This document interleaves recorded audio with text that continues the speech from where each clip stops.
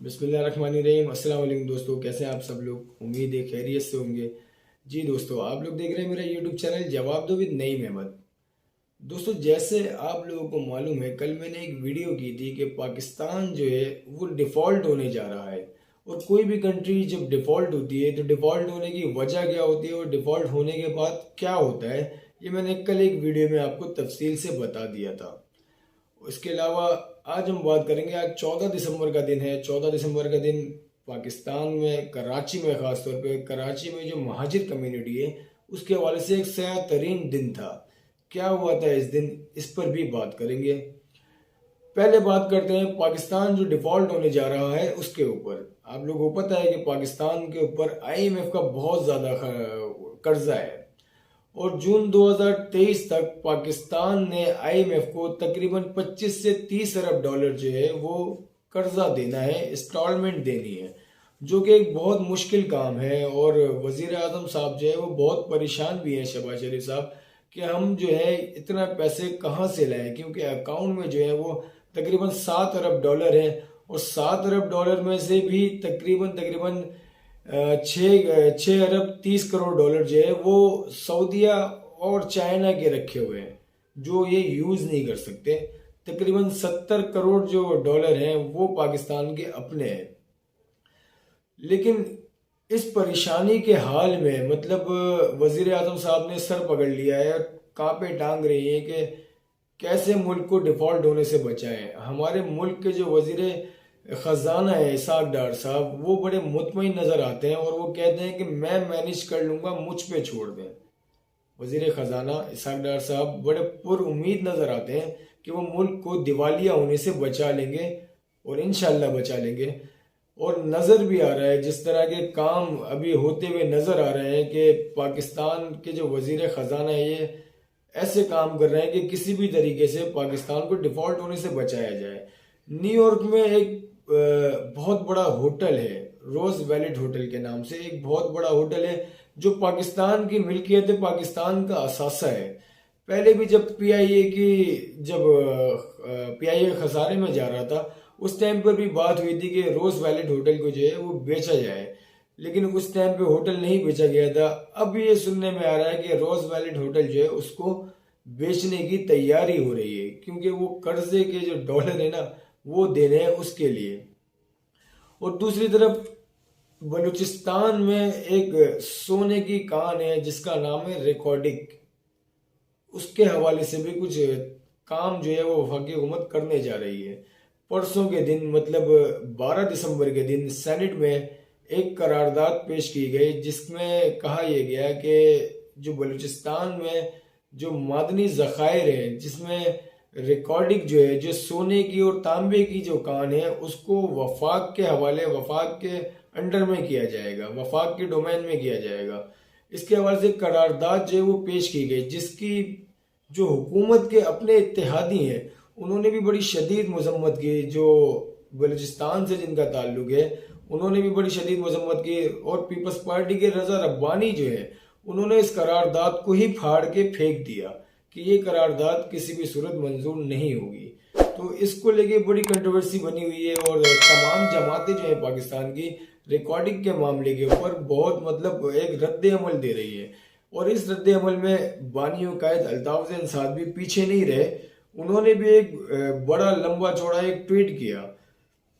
बानी कायद अल्ताफ ज़ैन ने भी इसकी मुखालफत की और वो अपने ट्वीट में कहते हैं, गुज़िश्ता रोज सेनेट के ऐवान में एक बादशाहाना करारदाद मंजूर की गई जिसके तहत बलूचिस्तान में रिकॉर्डिंग के ज़खायर और दीगर मादनी वसाइल को वफाक की मिल्कियत में दे दिया गया है। इससे कहीं ज़्यादा बेहतर था कि बलूचिस्तान के नाम नहाद सूबे का दर्जा ख़त्म करके इसे वफाक का एलानिया कॉलोनी बना दिया जाता। इस जालमाना करारदाद पर सिर्फ इन लोगों ने आंसू बहाए जिनका ताल्लुक सूबे बलूचिस्तान से है। गुज़िश्ता रोज की ये करारदाद पाकिस्तान तोड़ने की एक नई साजिश का शाखसाना है जिसकी जितनी भी मजम्मत की जाए कम है। मैं इस करारदाद की सख्त अल्फाज में मजम्मत करता हूँ। बलूचिस्तान के ज़खायर पर कब्जा करने का ये मंजूर शुदा बिल पाकिस्तान को मजीद तकसीम करने की साजिश का पेश खेमा साबित होगा, लिहाजा इसे फिल फौर वापस लिया जाए। क्या यह हैरत की बात नहीं है कि कनाडा से रिकॉर्डिंग के मुआहदे को जिस सुप्रीम कोर्ट ने 2 साल कबल गलत करार दिया था, आज इसी सुप्रीम कोर्ट ने इसे जायज करार देके मजलूम बलोचों के जख्मों पर नमक पाशी की है। मैं बलूचिस्तान की आवाम के हकूक पर डाका जनी के इस जालमाना फैसले को सरासर जुल्म करार देता हूँ और इस जालमाना फैसले के खिलाफ बलूचिस्तान की आवाम के साथ हूँ। ये एक ट्वीट किया है, बड़ा लंबा चौड़ा ट्वीट किया बानी एमकेएम अल्ताफ हुसैन साहब ने। और जी ये जो रिकॉर्डिंग है ये असल में एक सोने की कहानी है जो पहले 1993 में ऑस्ट्रेलिया के हाथ में थी और ऑस्ट्रेलिया से एक मुआहदा हुआ था। उस मुआहदे के तहत जो है ऑस्ट्रेलिया जो है इससे सोना निकालती थी और आगे बेचा करती थी। इंपोर्ट एक्सपोर्ट का काम जो करती थी वो पहले ऑस्ट्रेलिया की एक पार्टी के पास था, उसके बाद ये कनाडा की एक कंपनी ने लिया। लेकिन अब जो है सुनने में ये आ रहा है कि ये जो करारदाद जो पेश की गई है, इससे जो करारदाद है, ये जो कान है सोने की, ये वफाक की डोमेन में आ जाएगी, वफाक के अंडर में आ जाएगी। और इसके बाद जो है वफाक किसको बेचती है, किसको नहीं बेचती, जिसका नुकसान जो होगा वो नुकसान होगा बलूचिस्तान को, क्योंकि बलूचिस्तान को इससे कोई फायदा नहीं होगा और बलूचिस्तान का इसमें ज्यादा हक बनता है। और अख्तर मेंगल साहब जो है उन्होंने भी यही कहा है कि ये जो है बलोचों के जखायर जो है बलोचों के ऊपर ये डाका डाला जा रहा है, वफाक के अंडर में कर गए, इसका 25% भी बलूचिस्तान पे नहीं लगाया जा रहा। इस वजह से अख्तर मेंगल साहब ने, रजा रब्बानी साहब ने और दीगर लोगों ने इस बिल की मुखालफत की है। अब देख लीजिए आगे होता क्या है, बिल वापस होता है या नहीं होता। चले अब आगे बात करते हैं आज के हवाले से। आज 14 दिसंबर का दिन है। 14 दिसंबर का दिन कराची की तारीख का एक सया तरीन दिन है। 14 दिसंबर 1986 को एक बड़ा सानहा पेश आया था, एक दर्दनाक वाकया पेश आया था जो सानहा अलीगढ़ और कस्बा कॉलोनी कहा जाता है। इसमें बहुत सारे तकरीबन 400 से 500 लोग जो है वो शहीद किए गए थे और बिल्कुल आज़ादाना तौर पे शहीद किए गए थे, कोई रोकने वाला नहीं था। एक गिरोह आया था और इस गिरोह ने असले से लेस होके घरों में घुस के कत्लेआम किया था, घरों को जलाया था, दुकानों को जलाया था और 6 घंटे तक तकरीबन इस गिरोह ने अपनी कार्रवाई की थी। 6 घंटे तक इनको रोकने वाला कोई नहीं था। आज भी लोगों के जख्म जो है वो ताज़ा है। इस वाक़े को तकरीबन 36 साल गुजर गए, लेकिन लोग जो है इस वाक़े से अभी भी मतलब खौफजदा हैं। जो कस्बा अलीगढ़ के रिहायशी लोग हैं वो अभी भी बहुत ज़्यादा इस वाक़े को लेके मतलब आज के दिन जो है वो कुरान खानी वगैरह का एहतमाम करते हैं। अब एमकेएम लंदन जो है वो इस दिन के हवाले से बहुत एक्टिव नज़र आती है, बहुत ट्विटर पे ट्रेंड कर रहा है कस्बा अलीगढ़ का हैशटैग जो है। उसके अलावा बानी एमकेएम अल्ताफ हुसैन साहब ने भी ये अपने टिकटॉक के प्लेटफॉर्म से एक बयान जारी किया है अब से कुछ देर पहले, जो कस्बा अलीगढ़ वाक़ई कस्बा अलीगढ़ सानिया के ऊपर किया गया है। उसमें बानी एमकेएम ने बड़ी सख्त जबान भी इस्तेमाल की है, जिसमें उन्होंने कहा है कि मैं जब जुल्म के खिलाफ आवाज़ उठाता हूँ, जुल्म के खिलाफ जब मैं बोलता हूँ तो एस्टेब्लिशमेंट मुझे कहती है कि आप फौज के खिलाफ बोल रहे हो। हम फौज के खिलाफ क्यों बोलेंगे, हमने पाकिस्तान के खिलाफ हम क्यों बोलेंगे। हमने इस पाकिस्तान को बनाने के लिए खून बहाया है। ये कहते हैं कायद अल्ताफ हुसैन जो एमकेएम के बानी है, वो कहते हैं कि हम इस मुल्क का बुरा क्यों चाहेंगे, हमने तो ये मुल्क बनाया है। लेकिन जब मैं इस तरह की बातें करता हूं तो एस्टेब्लिशमेंट जो है वो मुझे कहती है कि आप जो है पाकिस्तान के खिलाफ बात करते हैं। तो और भी बहुत कुछ कहा है बानी एमकेएम अल्ताफ हुसैन साहब ने अपने टिकटॉक के बयान से, वो आप इनके अकाउंट में जाके देख भी सकते हैं।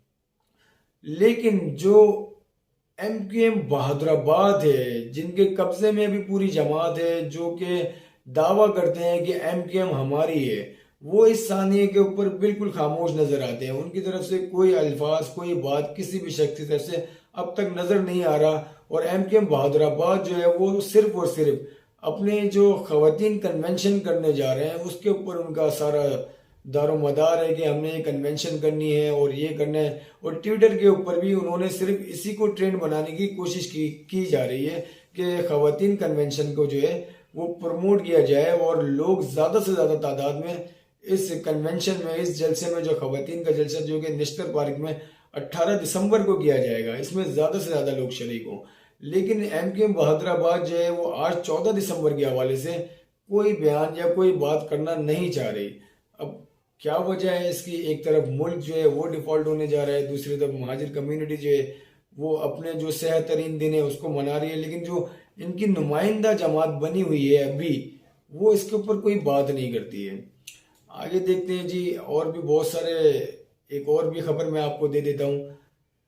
जो बल्दिया फैक्ट्री का केस जो कल रीओपन हुआ है, जिसमें नोटिस जारी किया गया है रऊफ सिद्दीकी साहब को। अब ये केस रीओपन हुआ है और आज सुबह से ये अली इंटरप्राइजेस जो कि बल्दिया फैक्ट्री जो जलाई गई थी 2012 में, उसको आज से मस्मार करने का काम शुरू कर दिया गया है। ये समझ से बाहर है, अचानक से अदालत जो है इस केस को रीओपन करती है और उसके अगले दिन जो है वो उसको तोड़ने का अमल शुरू हो जाता है। अब इसको तोड़ने से क्या फायदा होता है या नुकसान होता है, तफ्तीश पे कितना फर्क पड़ता है, ये भी लोग बताते हैं, जराए बताते हैं कि तफ्तीश पे इस बिल्डिंग को तोड़ने से अब कोई फर्क नहीं पड़ता, क्योंकि जो कुछ करना था, जो तफ्तीश करनी थी, वो सब हो चुकी है और ट्रायल कोर्ट में वो सब कुछ साबित किया जा चुका है, दिखाया जा चुका है। तो अब इस फैक्ट्री को तोड़ भी दिया जाए, गिरा भी दिया जाए, उससे कोई फर्क पड़ता नहीं। लेकिन ये अचानक ऐसा क्या हुआ कि कल कोर्ट जो है वो केस को रीओपन करती है और आज जो है इमारत को मस्मार करने का अमल शुरू हो जाता है। ये भी बड़े ना समझ आने वाली बात है। खैर, पाकिस्तान है, कुछ भी हो सकता है। 75 लाख लोग जो है इस साल, ये रिकॉर्ड है, 75 लाख लोग पाकिस्तान छोड़ के दूसरे मुल्कों में सेटल होने के लिए चले गए हैं, जो कि एक बहुत बड़ा रिकॉर्ड है। कभी ऐसा नहीं हुआ इतनी बड़ी तादाद में कभी भी पाकिस्तानी जो है अपना मुल्क छोड़ के नहीं गए। ये सब हो क्यों रहा है? क्या वाकई पाकिस्तान डिफॉल्ट होने जा रहा है? ये इस वजह से हो रहा है? ये जो रिकॉर्डिंग जो है ये वफाक अपने अंडर में ले रही है, ये भी शायद इसी की वजह से हो रहा है। या जो रोजवेल्ट जो होटल है वो जो बेचा जा रहा है, ये सब जो है क्या पाकिस्तान को डिफॉल्ट होने से बचाने के लिए किया जा रहा है? देखते हैं आगे होता क्या है। आप लोगों को मेरी वीडियो कैसी लगी? अपना फीडबैक लाजमी दें, मेरे चैनल को सब्सक्राइब करें। अल्लाह हाफिज़।